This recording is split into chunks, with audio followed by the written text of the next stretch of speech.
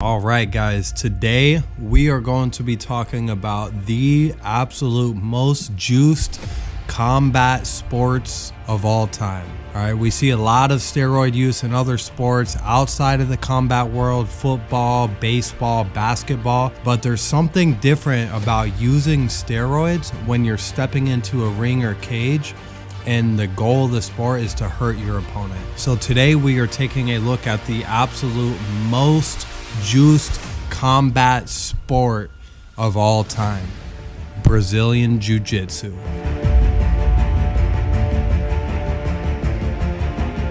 It's gone to the point where there's more PDs in Jiu Jitsu than almost any other sport.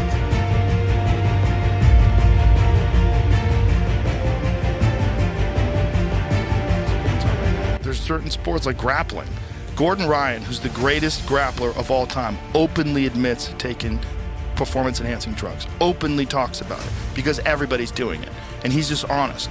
He's just like, yeah, I take them. Everybody's taking them. They're not illegal in our sport. And if you look at him, he looks like a guy who takes performance-enhancing drugs. He looks like a fucking Greek god. But you can't look at him. That's Gordon Ryan. I mean, not only is he the greatest... He looks like Zeus. He's the greatest of all time, and he's only 27 years old. What is he spray paints his beard? No, he died. He bleached blonde his hair. Or he looks like Zeus. He looks like he could be with the lightning bolt. But look at the fucking build on that guy. What sport is that? Jiu Jitsu. Oh. He's the greatest no-gi Jiu Jitsu competitor that's ever lived, for sure. Everybody admits it. Everybody's scared of him. He dominates everybody. He's won like 50-plus matches in a row, which is unheard of. You could say it's all performance-enhancing drugs, but that's not correct because it's also his tech. Everybody's doing it, and it's not everybody. There's some like younger guys like the Ruotolo brothers who are totally clean, but you know they're 19 years old in a lower weight class. But he's a heavyweight, and if you just look at all the elite guys in the sport, when you go to Abu Dhabi and you look at the best guys that are competing, so many of them are on shit. Most of them are on shit. Well, if you're not testing for it, you'd be a moron not to be on it. To be able to train every day the way a guy like Gordon does, and I mean every day. He trains 365 days a year. Christmas, birthday, fuck you, show up. Everybody shows up. One of the things, like if you are on performance-enhancing drugs, your recovery is way better. So you're able to train far more than someone who's not on those things. Right. Yeah, for sure, on some shit. And openly admits it. But so are the guys he's competing against. I know for a fact. He's dominated guys that are also on performance-enhancing drugs. This is like... All right, guys, so what is BJJ or Jiu Jitsu? Essentially, Jiu Jitsu is a submission grappling art, right? The whole entire point of a Jiu Jitsu match is to submit your opponent via some type of joint lock or a choke. All right, so we're looking at arm bars, we're looking at shoulder locks, Kimuras, Americanas, we're looking at leg locks, heel hooks, knee bars, and any kind of choke, rear naked choke, triangle choke, Dar's choke, anaconda, the list goes on and on.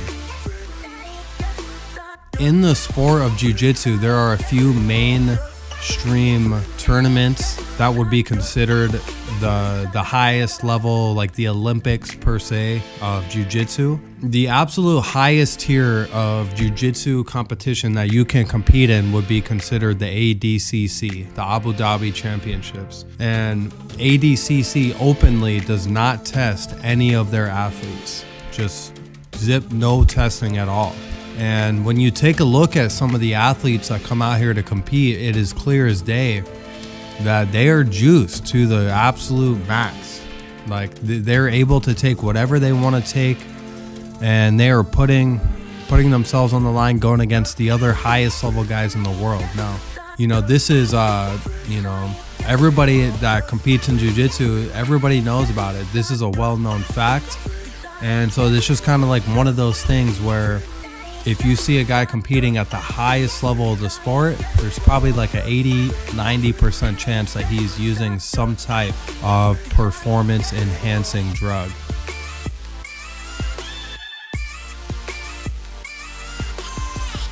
Now, to be a competitor in Abu Dhabi at this level, guys, I'm telling you, there's probably a handful of guys who are not on PED. There's a handful.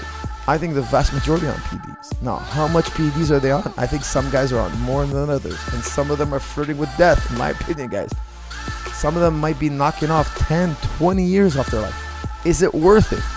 I don't think so. Personally, I would never do that. I don't think it's worth it. Could we say, no, guys, let's give them the benefit, nobody's on PEDs? No, guys, we can't do that. It's gone to the point where there's more PEDs in Jiu Jitsu than almost any other sport. It really does make you feel for those athletes who are clean and they're out there winning, or even just facing a lot of these guys who are on PEDs. One big reason why I think that our sport doesn't have any testing yet is because Brazilian Jiu-Jitsu is still so early in its infancy. If you look at it from a sport, like it's only been around for, 30, maybe 40 years competitively. So we are still very fresh in the world of Jiu-Jitsu. I would say like the leading event or organization, Flow Grappling, they are probably like the top of our game right now as far as like production, leading good events with high-level fighters.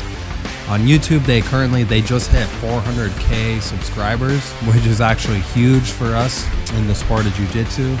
Over the last year or two, I've seen their subscriber number going up dramatically. I think maybe a year ago it was at 200 or 250.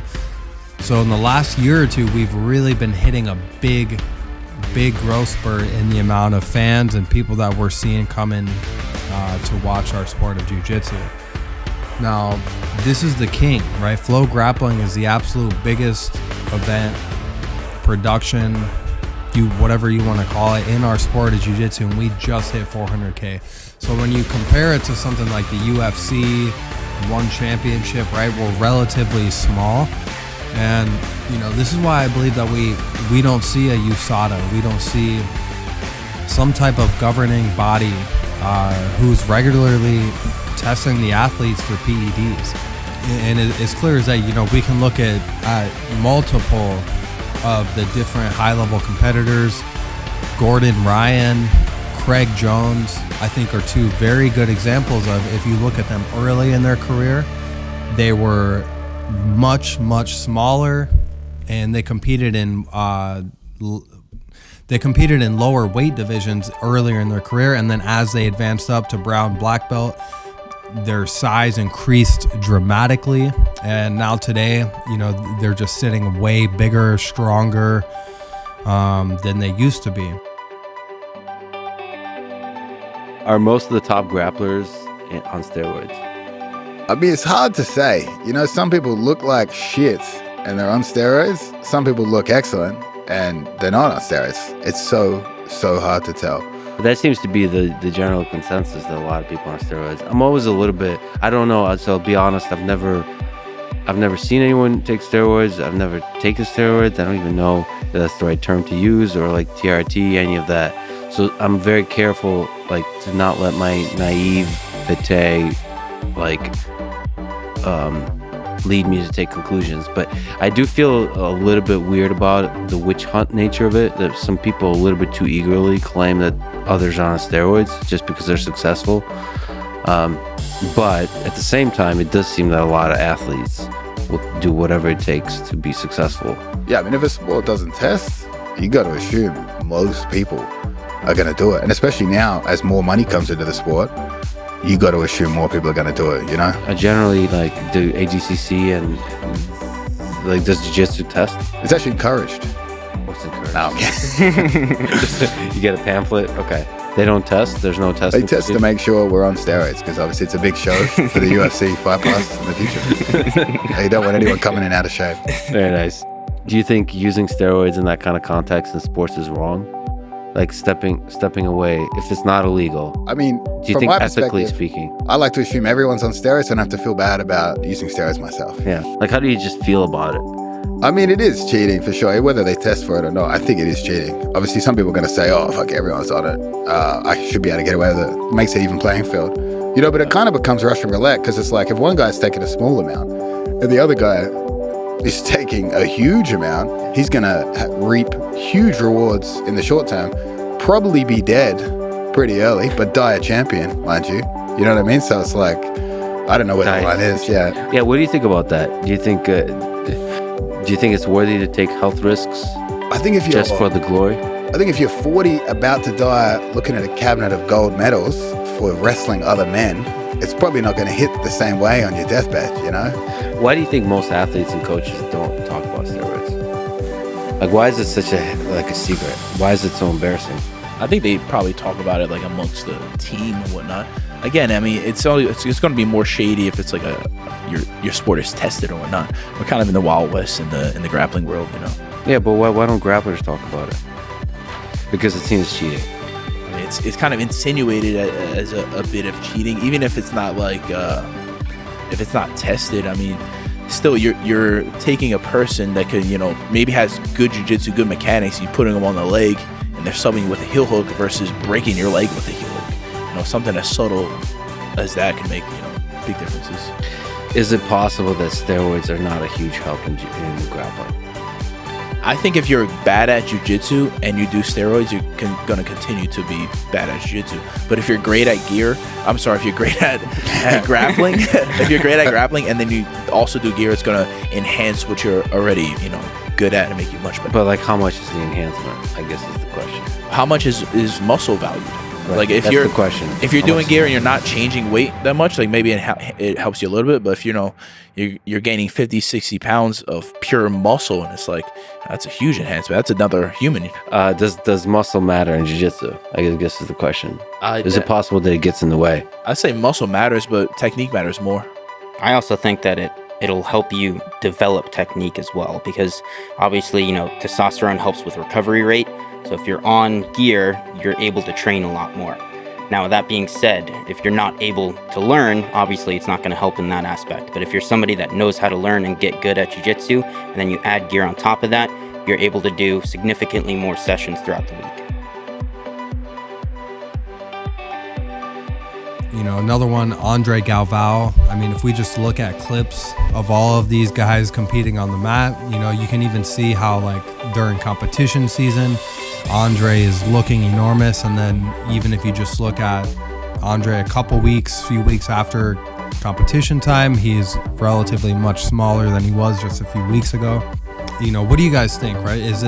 Should it be okay? Like, if everybody is able to use, is it just, you know, it's up to you. If you don't want to use, don't do it. But, you know, don't be upset with somebody if they are using PEDs. Or, you know, do you think we should try to crack down and get our sport clean? You know, I can kind of see it from both ways. Like, on one side of the spectrum, it's pretty cool to see the highest level athletes plus the use of the PEDs. It kind of just increases their size, their strength, their stamina. So it's like almost like we get to see these crazy super matches of these guys that are on who knows what.